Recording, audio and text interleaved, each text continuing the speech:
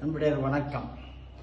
இப்போ நம்மளுடைய நாட்டில் மிகப்பெரிய ஒரு தீவிரவாத அச்சுறுத்தலாக நம்ம காஷ்மீரில் பஹல்காமில் தீவிரவாதிகளுடைய தொந்தரவுனால 26 பேர் இராணுவ உடையில் வந்த காஷ்மீர் தீவிரவாதிகள், அவர்களெல்லாம் நீங்களெல்லாம் எந்த மதத்தை சார்ந்தவர்கள்னு கேட்டு இந்துக்களில் தெரிஞ்ச உடனே அவர்களை காக்கா குருவி சொல்கிற மாதிரி ஈவு இரக்கம் இல்லாமல் மனிதாபிமானம் கொஞ்சம் கூட இல்லாமல் அவர்களை சுட்டு வீழ்த்திருக்காங்க.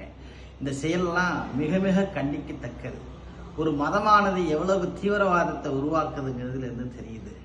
அன்பை போதிக்கக்கூடிய மதத்தை சார்ந்தவர்கள்லாம் நாம் எல்லோரும் இது போன்று வன்முறையான செயல்களில் ஈடுபட்டு நாட்டை சீர்குலைக்கக்கூடிய தீவிரவாதத்தை நம்முடைய பாரத பிரதமர் அவர்கள் வன்மையாக கண்டித்து அந்த தீவிரவாதிகளெல்லாம் எந்த உலகத்தில் எந்த மூலையில் இருந்தாலும் அவர்களை அனைவரையும் சுட்டு வீழ்த்தி நாட்டை அடுத்த மாதம் நடக்கக்கூடிய அமர்நாத் யாத்திரையை சீர்குலைப்பதற்காகவே அவர்களை அச்சுறுவதற்காகவே இந்த செயலில் ஈடுபட்டுறதாக நான் கருதுகிறேன்.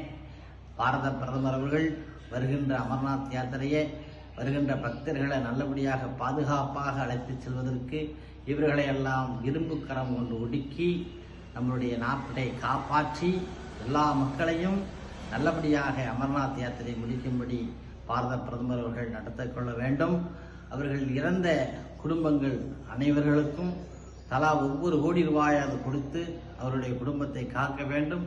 இது போன்ற மத தீவிரவாதத்தை மேலும் வளரவிடாமல் இந்த நச்சு செடியை பிடுங்கி அழித்திட பிரதமர் அவர்களை கேட்டுக்கொள்கிறேன். நன்றி, வணக்கம்.